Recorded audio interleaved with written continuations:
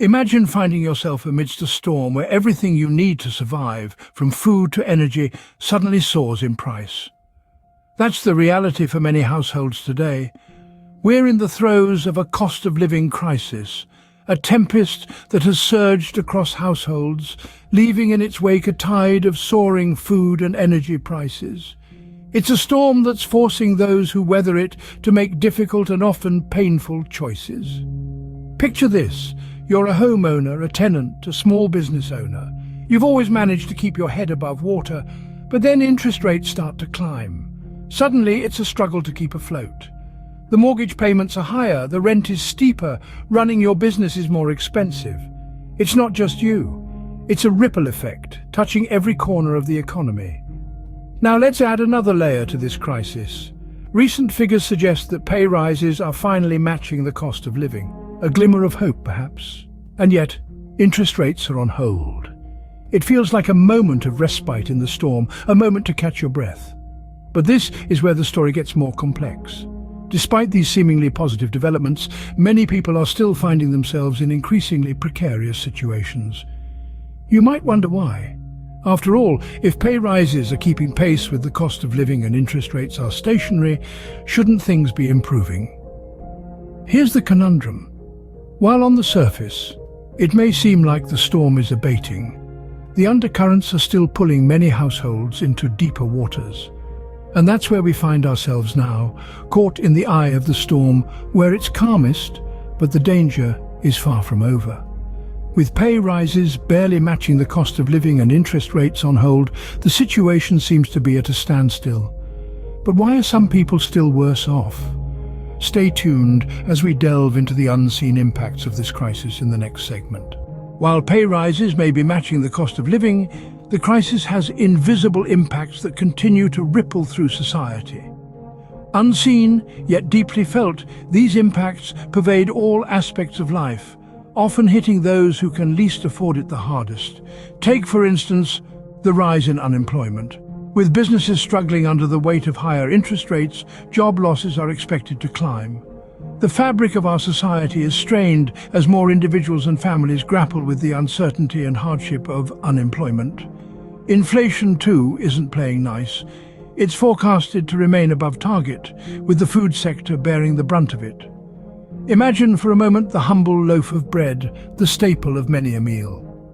As prices rise, this basic necessity becomes increasingly out of reach for some, making meal times a source of stress rather than nourishment. And then there's the issue of taxation. The government, in its wisdom, has decided not to increase the income tax threshold in line with inflation. The result? More taxpayers and higher tax bills. It's a double whammy that leaves many households feeling the pinch. But the impacts of the crisis don't stop there. They seep into the very homes of those affected. With the end of cost of living payments and the rise in interest rates, those on below average incomes are hit the hardest. The dream of owning a home, of providing a secure base for their families, becomes even more elusive. The Resolution Foundation predicts that the income of typical working-age households will be 4% lower by 2024 compared to 2021. This figure, stark and sobering, is a reminder of the long-lasting effects of the crisis. It's a wake-up call to the unseen impacts that continue to ripple through society, long after the headlines have faded. As the storm continues, what does the future hold for those caught in the middle of this crisis? In the eye of this economic tempest, mortgage holders and tenants are feeling the strain. With interest rates holding steady for now, higher monthly repayments are becoming a harsh reality for many. And for those who rent, especially in the bustling city of London, rising rents are creating a significant burden. The dream of owning a home, once a milestone of adulthood, is becoming increasingly elusive. This has led to a noticeable drop in the proportion of households with a mortgage. It's a change that's not just about numbers on a page, but about people's hopes and dreams, about the very fabric of our society. But the ripples of this crisis don't stop at the doorstep. They extend into the wider economy, affecting consumer spending. As household budgets remain under pressure, people are tightening their belts, cutting back on non-essential purchases. This could potentially impact economic growth, creating a cycle that further exacerbates the crisis. Yet, this is not just a story of doom and gloom, it's a story of resilience, of people adapting to a changing economic landscape. It's a story of communities coming together, of finding innovative ways to weather this storm. And it's a story that's far from over.